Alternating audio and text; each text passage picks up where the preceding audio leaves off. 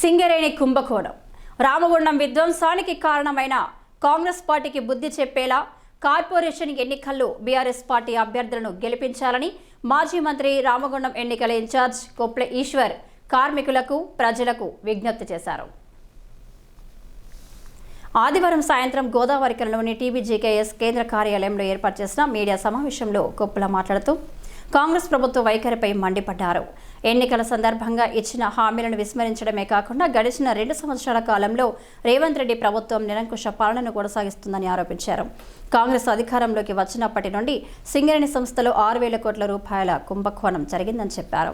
ఈ అవినీతిపై నిలదీసిన బీఆర్ఎస్ నాయకులను ఫోన్ ట్యాపింగ్ కేసు పేరిట వేధింపులకు గురి చేస్తున్నారని సూచించారు. బీఆర్ఎస్ ప్రభుత్వ హయాంలో మైనస్ టెండర్లకు పనులు కేటాయిస్తే కాంగ్రెస్ ప్రభుత్వ హయాంలో 10 నుంచి 20% ఎక్సెస్కు పనులు కేటాయిస్తూ వచ్చారని చెప్పారు. ఈ భారీ అవినీతిపై సిబిఐచే విచారణ జరిపించాలని డిమాండ్ చేశారు. కంటితుడుపు చర్యలతో బీజేపీ నాయకులు కాంగ్రెస్ను కాపాడే ప్రయత్నం చేస్తున్నట్లు అనుమానం వ్యక్తం చేశారు. సింగరేణి కుంభకోణంపై వాస్తవాలు బయటకు రావాల్సిన అవసరం ఉందని, కుంభకోణంపై కేంద్ర మంత్రి కిషన్ రెడ్డి చొరవ చూపి సమగ్ర విచారణ జరిపించాలని కోరారు. సింగరేణి నిధుల వినియోగంపై 2014 నుండి విచారణ జరుపుతామని కాంగ్రెస్ చేసిన ప్రకటన తమకు సమ్మతమేనని ఈశ్వర్ చెప్పుకొచ్చారు. కాగా కాంగ్రెస్ నియంత పాలనకు చరమగీతం పాడేలా కార్పొరేషన్ ఎన్నికల్లో బీఆర్ఎస్ అభ్యర్థులను భారీ మెజారిటీతో గెలిపించాలని కుప్రతో పాటు మాజీ ఎమ్మెల్యే కోరగంటి చందర్ ప్రజలకు విజ్ఞప్తి చేశారు. రేవంత్ రెడ్డి ప్రభుత్వం ఏదైతే ఉందో 2 సంవత్సరాల కాలంలో ఇచ్చిన హామీల సంగతి పక్కకు పెడితే ఒక నిరంకుశమైనటువంటి పరిపాలనను కొనసాగిస్తూ అనేక కుంభకోణాలకు పాల్పడుతూ ప్రశ్నించినటువంటి గొంతులను మరి కేసులు పెడుతూ అరెస్టులు చేస్తూ ఒక అరాచక పాలన కొనసాగిస్తున్నటువంటి విషయం తెలంగాణ ప్రజానికం గమనిస్తూ ఉంది. ఈ మధ్య కాలంలో జరిగినటువంటి కొన్ని పరిణామాలు చూసినట్టయితే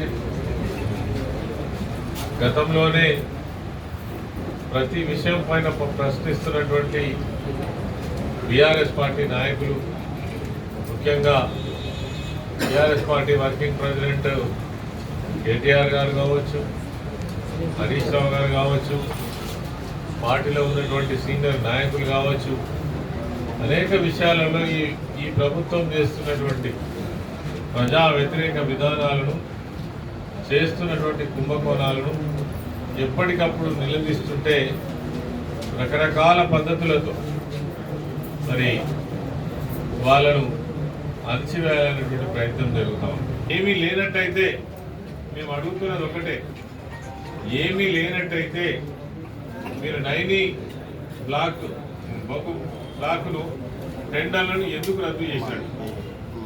అదేవిధంగా నిన్నగాక మొన్న హడావుడిగా ఢిల్లీలో కోల్ మినిస్ట్రీ మీటింగ్ పెట్టి దీనిపైన స్పందించి నిన్న అర్ధరాత్రి వరకు కూడా కొత్తగూడెంలో కిషన్ రెడ్డి గారు సమీక్ష నిర్వహించి ఇకపై ఎటువంటి మరి కుంభకోణాలు జరిగిన కేంద్ర ప్రభుత్వం నుంచి మేము తీవ్రమైనటువంటి చర్యలు తీసుకుంటామని కూడా ప్రకటించడం జరిగింది.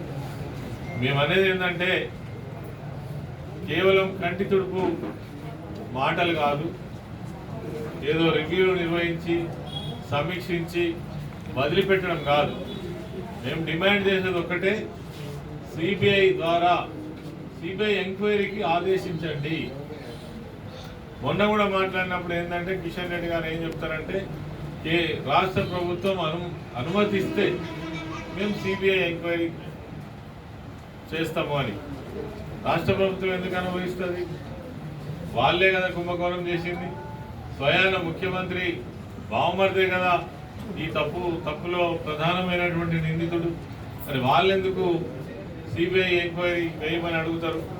కాబట్టి ఇందులో బీజేపీ మరి ఈ ప్రభుత్వాన్ని ఎందుకు కాపాడాలని ప్రయత్నం చేస్తుందో, ముఖ్యమంత్రిని ఎందుకు మరి కాపాడాలని ప్రయత్నం చేస్తుందో అర్థం కావట్లేదు. కాబట్టి నిన్న జరిగినటువంటి రివ్యూలు ఏవైతే ఉన్నాయో ఒక కంటి తుడుపు చర్యగా కాకుండా, మొక్కుబడిగా కాకుండా ఇందులో నిజానిజాలు బయటికి రావాలి. కాబట్టి దాదాపు 6,000 కోట్లకు సంబంధించినటువంటి కుంభకోణం బయటికి రావాలి. కాబట్టి మరి దీనిపైన సిబిఐ విచారణ జరగాలని మేము డిమాండ్ చేస్తాం. రామగుండంలో ఈ 2 ఏళ్ల కాలంలో కూల్చివేతలు, కమిషన్ల కోసం కట్టడాలు, అవగాహన లేనటువంటి తుగ్లక్ పాలనను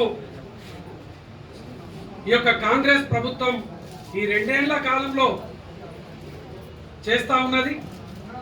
ఈ ప్రాంత ఎమ్మెల్యే మక్కన్ సింగ్ రాజ్ ఠాకూర్ గారు అవగాహన లేనటువంటి విధంగా ఈ ప్రాంతంలో ప్రజల మనోభావాలను దెబ్బతీర్చేటువంటి విధంగా ఔరంగజేబ్ తరహాలో ఇక్కడ హిందూ గుళ్ళు మైసమ్మ గుళ్ళను కూడా కూల్చివేసినటువంటి సందర్భంలో బీఆర్ఎస్ పార్టీ ప్రజల పక్షాన నిలబడి కొట్లాడుతూ ఉంటే కేసులు బనాయిస్తూ బెదిరింపులకు గురి చేస్తూ అనేక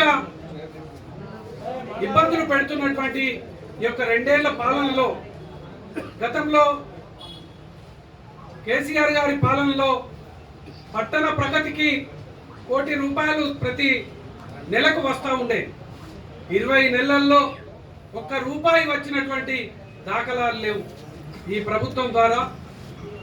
అదేవిధంగా లక్ష్మీనగర్లో ఇక్కడ ఉన్నటువంటి చిరు వ్యాపారస్తులందరినీ కూడా రోడ్ల పాలు చేసిండ్రు, ఆస్తి నష్టాన్ని, వ్యాపార నష్టాన్ని చేసిండ్రు.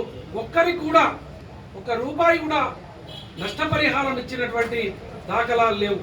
అందుకోసమే ఇలా బీఆర్ఎస్ పార్టీని గెలిపించుకుంటేనే ఈ యొక్క నియంత పాలనకు చరమగీతం పాడినట్టయితది. వాళ్ళ పాలనకు ఈ కార్పొరేషన్లో అడ్డుకట్ట వేసినట్టయితది. లేకపోతే మేము ఈ ప్రాంతంలో బతికే పరిస్థితి లేదని ప్రజలందరూ ఇలా అనుకుంటున్నటువంటి ఈ సందర్భంగా ఈ యొక్క ఎన్నికలు రావడం, ఈ ఎన్నికలలో ఏ సర్వే రిపోర్ట్ తీసినా బీఆర్ఎస్ పార్టీ 38 సీట్లు 40 సీట్లు గెలవబోతా ఉన్నదని ప్రతి సర్వే చెప్తా ఉన్నది. కాంగ్రెస్ పార్టీ 10 నుంచి 14 కంటే ఎక్కువ గెలవదని కూడా సర్వే రిపోర్ట్ చెప్తున్నటువంటి ఈ యొక్క సందర్భంగా అనంతరం 24వ డివిజన్కు చెందిన సుశీలతో పాటు పలువురు బీఆర్ఎస్ పార్టీలో చేరగా కొప్పుల ఈశ్వర్ కండువాలు కప్పి స్వాగతించారు.